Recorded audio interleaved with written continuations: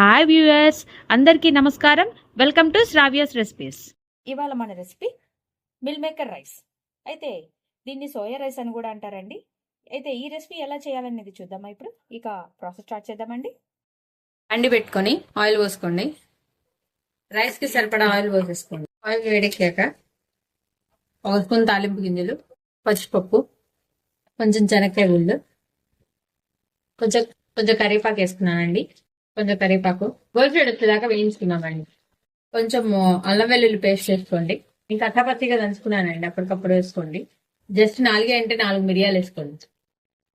కొంచెం చెక్క, కొంచెం చెక్క, 4 లవంగాలు వేసుకోండి. జస్ట్ ఒక ఎలాచీ ఇలా దంచేసుకోండి. ఎలాచీ మొత్తం కూడా అట్లా మంచిగా వేగనివ్వండి.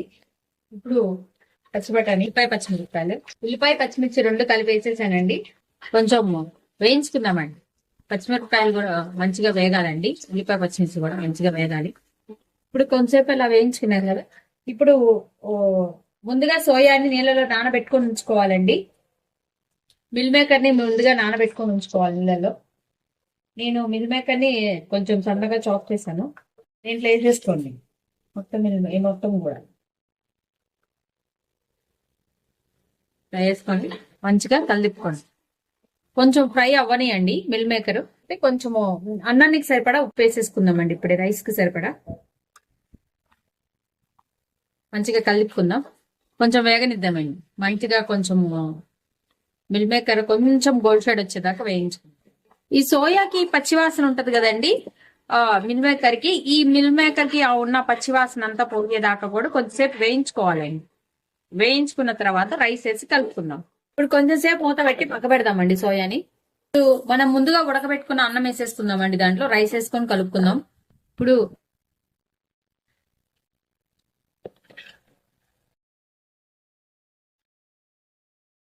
సరే కలుపుకుందాం.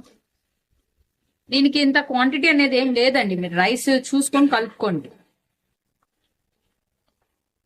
ఇంత వేసుకోవాలి అని ఏమి ఉండదు, కావాలని కాకపోతే చూసుకొని కలుపుకోవాలండి. ఇప్పుడు కొంచెం కొత్తిమీర వేసుకుందామండి గ్లాస్ లో. ఒకసారి మంచిగా కలుపుకుందాం. మనకి చెక్క లవంగా ఎన్ని స్పైసీనెస్ ఉన్నాయండి, అవన్నీ సరిపోతుంది మనకి. సో అందుకని నేను మసాలాలు కానీ ఏమి వేయలేదు.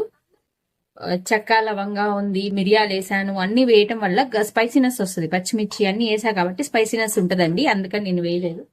కాసేపు ఇలా ఉంచేసుకోండి. ఉంచుకున్న తర్వాత కొంచెం రోస్ట్ వచ్చిన తర్వాత తీసేద్దామండి. అంతే అండి, కమ్మటి సోయా రైస్ రెడీ అయిపోయింది. Meal maker rice. అయితే ఇప్పుడు ఒక బౌల్లోకి తీసుకుందాం దీన్ని మనం. మిల్ మేకర్ రైస్ రెడీ అయిపోయింది. ఈ వీడియో కనుక మీకు నచ్చినట్టయితే ప్లీజ్ లైక్ చేసి, షేర్ చేసి, సబ్స్క్రైబ్ చేసుకోండి. Thank you for watching Sravya's recipes.